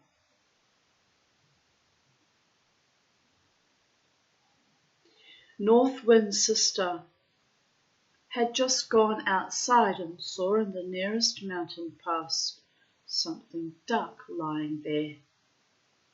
She called her brother the North Wind to the door and said to him, "You are always wandering around in the world and never tell me what you encounter there. Perhaps you have left a son behind somewhere, and he has now collapsed here from hunger and exhaustion. Go and bring him here." So the North Wind brought his son home. They took off his wet, heavy silkskin clothes and dressed him in the soft skin of a mountain sheep. Then the North Wind's sister again spoke to him. "You are always wandering around in the world and never tell me what you encounter there. Perhaps you have a wife somewhere who is doomed to die without your help. Go find her and relieve her of her distress." At that moment, Sunangiut stood in front of her cabin. Looking up to the clouds, she saw in the distance a ray of light piercing through the clouds. Wistfully, she thought of her little son and her husband the north wind. Once there was a time I had a husband. He took care of us. We always had enough to eat. Now we will soon die of hunger. Also her mother Miti began to complain. Once there was a time I had a son-in-law who brought us dry weather. When he lived with us, we had everything in abundance. But the son-in-law here who brings the rain, that one is a good for nothing. He will cause us all to perish along with him. While the women were complaining, the sky began to brighten up, and a radiant light ascended from the earth's horizon. The air was getting drier and drier, and then came the north wind. Once again they had food in abundance. Then Kutka kicked his other son-in-law, the south wind, out of his home, and then their life was better again. Legend of the Kamchadals. The people of the Kamchadals live on the Kamchatka Peninsula in Siberia. The autochthons of this area called themselves the Itelmines. They lived primarily as wandering reindeer hunters. In the 18th century, Russian colonists occupied the territory. They called these people Kamchadals. The next story is called The Mistress of the Fire. A long time ago, the Selkups lived as nomads on the vast tundra. Once, all the men of one of the nomad settlements went for a hunt while the women and children stayed behind in their 7 felt tents. The men stayed away for many days. Then one night, one of the women went to the bush nearby to collect and chop some firewood. When she returned to her tent, she put the fresh logs onto the fire. Then she took her small child and sat with him close to the fire so they could warm themselves. Suddenly, the baby cried out in pain and wept vehemently. A spark had come out of the fire and hit the naked child's chest, so his skin was burned.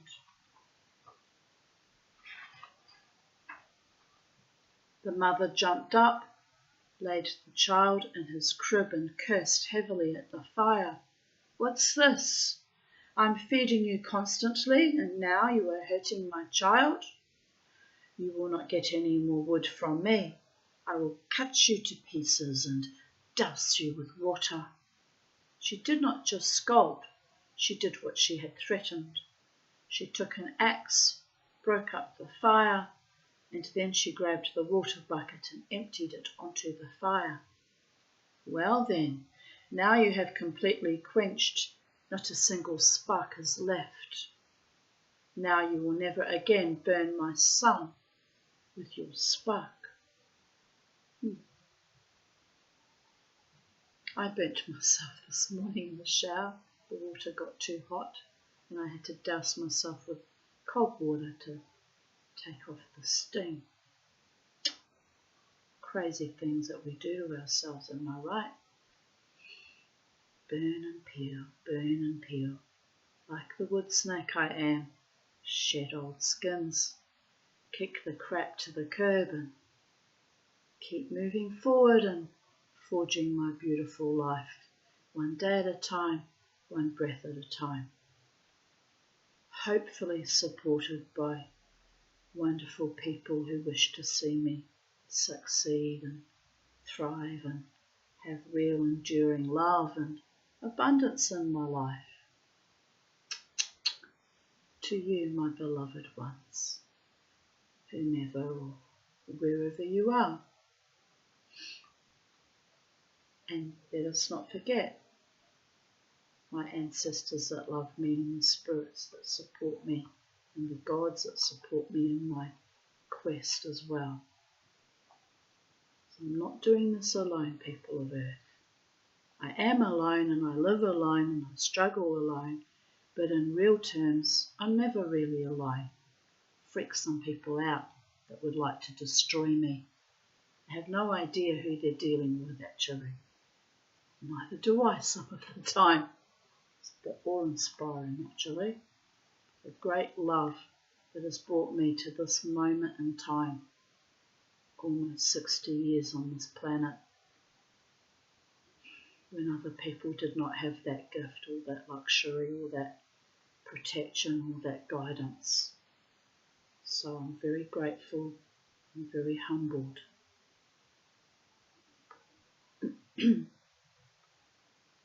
Well then, now you have... Oh, we read that. You'll never burn my sun with your spark. Thus the fire had gone out, but soon it became cold and dark in the felt tent. The child was crying even worse from the cold. So then the mother had second thoughts, and she tried to light the fire again. But no matter how hard she blew, not a single spark would glow. The little child cried more violently. The mother hurried to her neighbour to get a piece of burning wood, but when she entered her neighbour's tent, she found their fire had also gone out. The women could blow into the cold fireplace all they wanted, but no spark of fire would flare up. So the mother rushed on to the next tent, but there again it was the same story. Hardly had she entered the tent would the fire in the hearth go out and be impossible to ignite again. A little further to the side stood the felt tent of the mother's grandma. Now she ran to this place, hoping she would get fire there. But no sooner had she entered Grandma's did the fire act strangely. It emitted a black smoke and went out. What is the matter? Scolded Grandma. You are barely inside and the fire goes out. Foolish woman, did you perchance offend the fire in your hearth?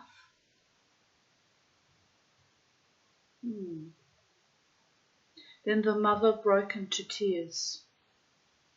Now in this entire settlement, not one fire was burning any more.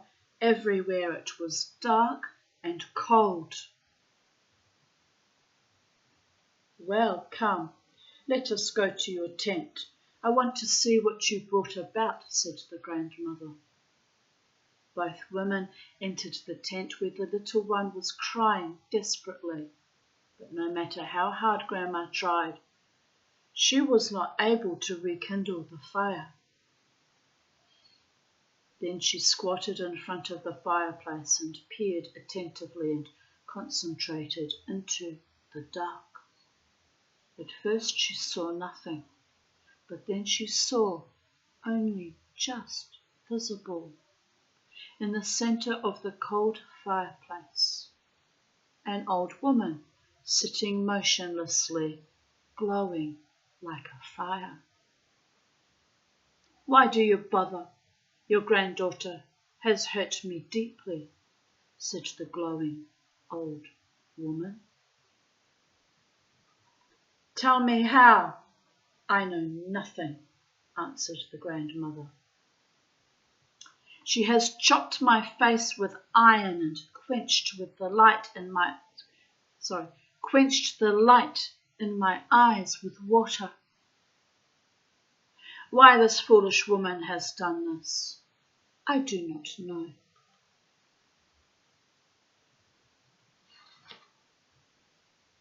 When the grandmother heard this, she became even more furious at her granddaughter.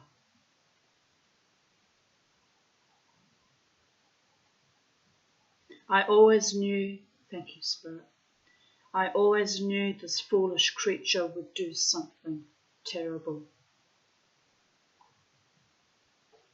But I never imagined that she would be so silly as to offend you. Mistress of the fire, please bear no grudge against us. Give us the fire back. But the mistress of the fire kept silent for a long time while the grandmother begged and prayed. Then finally she spoke. I will give you the fire back if this woman gives her son to me. From his heart I will bring forth the new flames. Then your people will always remember that the fire comes from your child's heart, and you will keep a better watch over it. Indeed. The mother wept bitter tears and held her little son close to her breast. But the grandmother said, all 7 tribes lost their fire because of you. How should they live on without fire? Yet, how it saddens me that you will have to offer your son, my great-grandchild, to the mistress of the fire. Then the mother sacrificed her dearest one and gave him to the mistress of the fire. The mistress of the fire spoke. From today unto eternity, all human tribes will know that one may never poke up the fire with iron. Only in utter emergency should the fire be touched by iron. But then you first have to ask my permission. You 7 human tribes, remember well what I tell you. Then the mistress of the fire lightly touched the wood with one finger. The flames licked hungrily upward, and into the flaring flames the mistress of the fire disappeared with the child. The grandmother took her weeping granddaughter into her arms, rocked her like a child and said, for many years to come, the story will be told among our people, how you gave your child's heart to rekindle the quenched fire. Selkups. The Selkups are a Samo-Yiddish speaking people of only about 1,500 to 2,000 individuals. The shamans among the Selkups were categorized into 3 kinds, carrying out different rituals and also having different names and ritual clothing. Their general name for shaman is Teitipi. Thus concludes chapter 7, and I shall continue, all being well, fighting my way through every day, my body, mind and spirit and soul complex. I shall continue reading to you tomorrow, chapter 8. So, blessed be people of earth, stay happy, stay wild, stay carefree as much as possible. I'm going to go and have a bit of soup for lunch and maybe some toast to go with it. I'm quite hungry today. And then I'll go out and I'll obey that directive to get that oxygen tank. I might even buy some groceries while I'm out, and I'll get on with the things I need to get on with to achieve the things I need to achieve. And c'est la vie, babies. Bye for now. From Titania's realm at Sacred Space. Shalom.